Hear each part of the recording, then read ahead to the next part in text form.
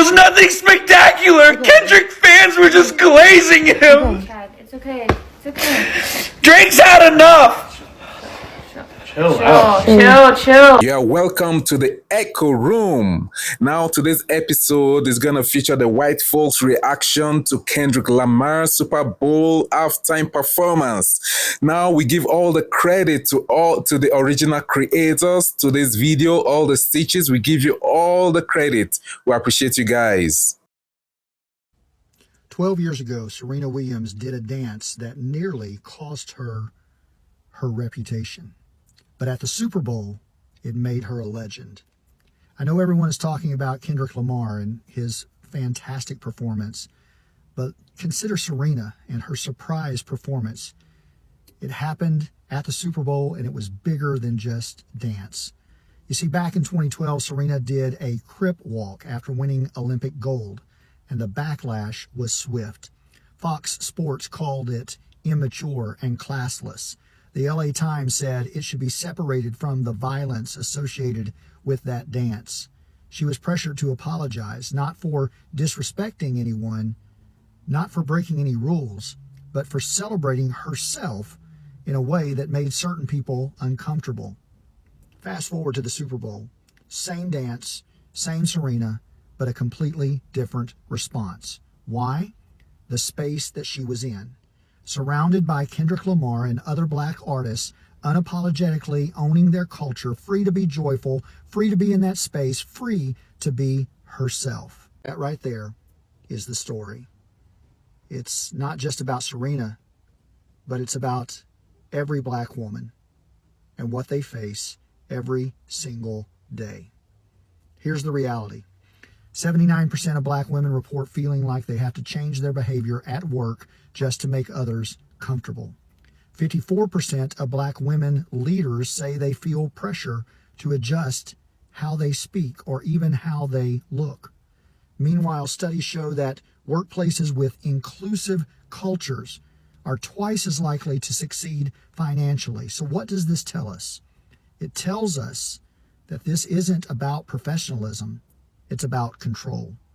Black women are forced to shrink themselves to fit into spaces that were never built for them in the first place. And yet, when black women are given the space to just exist as they are, to celebrate, to express, to take up room, magic happens. And sometimes that magic looks like the greatest tennis player of all time doing this dance on the world's biggest stage while millions cheer. It's not just dancing. It's not just a viral moment. It's freedom. And here's the question we need to sit with. Why does that freedom only exist in certain spaces? So I'm coming across a lot of people who did not feel Kendrick Lamar's halftime performance last night. I have to say it might go down as my favorite halftime performance. I thought it was awesome, and I have a couple of reasons. Number one, I just think it's really funny that he wrote this diss track of Drake, and it's right up there with Hit 'Em Up as one of the great diss tracks of all time, right up there with No Vaseline. And it becomes so mainstream that if you're Drake, you're just sitting at home and you can't believe how your career has just crumbled apart. Not your career, but your reputation. And not only that, it reached a point where you're doing the least hip-hop thing possible, which is suing another artist for defamation. And you think, yeah, I'm going to sue him. And the next thing you know, this song, which is a direct aim at you, is being performed at the Super Bowl halftime show. And everyone knows the words. It's insane. Number two, the performance kind of reminded me of back when Trump first became president, or right after Hillary lost, and Tribe Called Quest, shortly after the death of Phife Dawg, was a musical guest at Saturday Night Live. And they gave this really poignant, really blistering performance that kind of screamed, this is still our America. This isn't just your America. This is also our America. And I thought that that's what the Kendrick Lamar performance did, actually. In this whole backlash to DEI, and this whole marginalization of minorities, the taking down of images in different government offices, promoting diversity, the stripping of government websites of stories of diverse people succeeding. You have Kendrick Lamar and this just absolutely hardcore, fantastic, that was my gate, showing of sort of, I don't even know, like pride and resilience as Trump was at the Super Bowl, even though I guess he left at that point. I thought it was awesome. And I also think Kendrick Lamar is awesome. I saw him with my son in concert a year and a half ago out in LA, and he was good. So I loved it. 133.5 million people watched King Kendrick Lamar's Super Bowl performance, defeating the King of Pop's previously held record for the most watched NFL Super Bowl halftime show.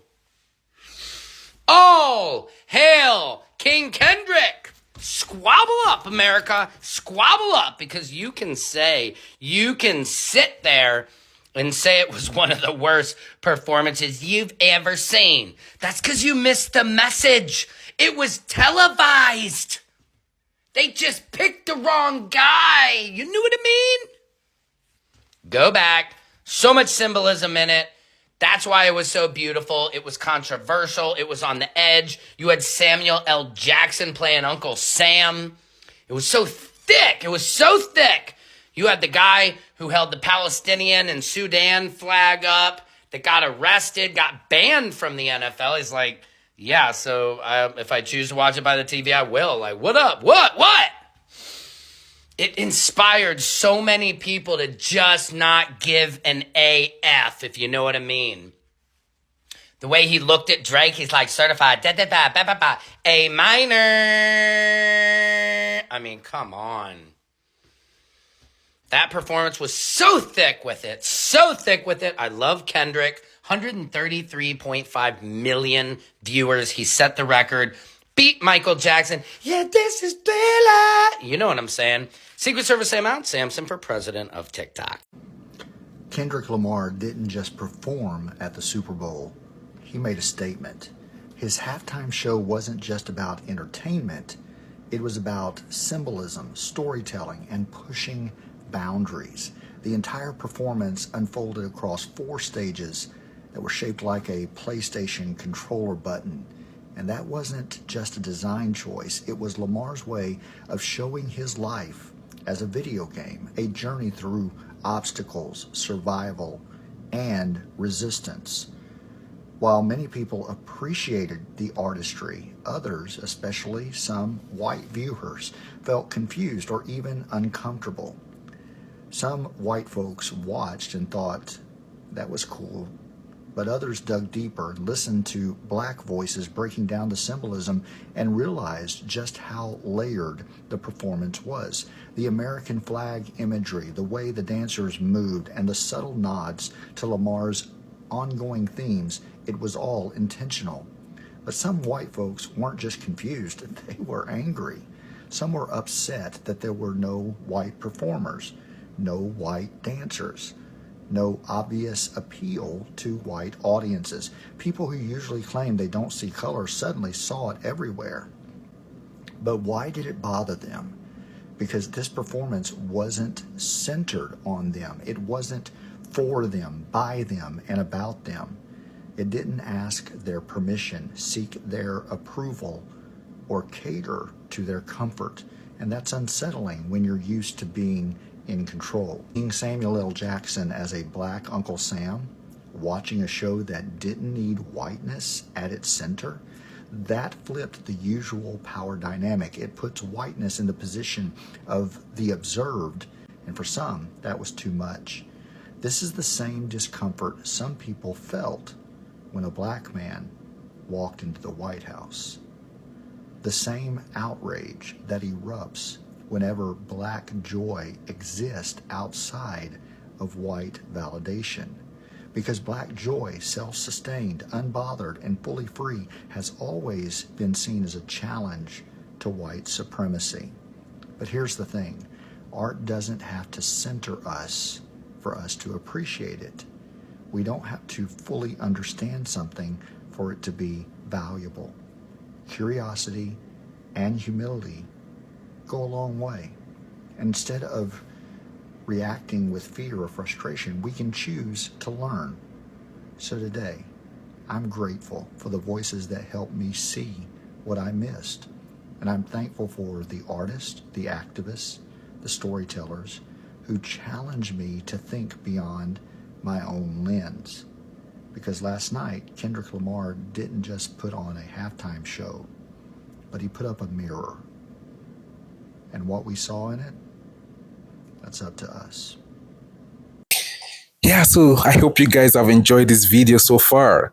Now, Kendrick Lamar's Super Bowl halftime performance has elicited a wide range of reactions across various communities. While many praise his artistry and bold statements, some individuals, including those from predominantly white audiences, expressed differing opinions.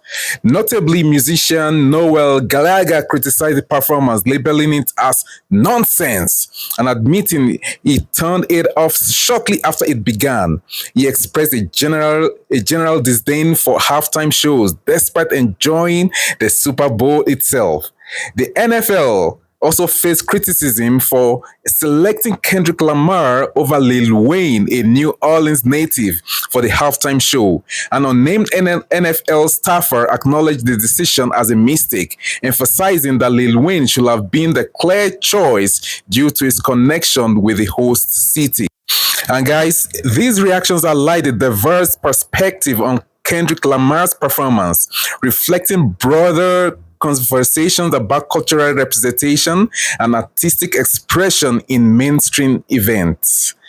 So guys, we appreciate you guys for watching this video. If you haven't subscribed or liked, do that and make sure you comment, and let's get to hear your own opinion about the white folks' reaction to Kendrick Lamar.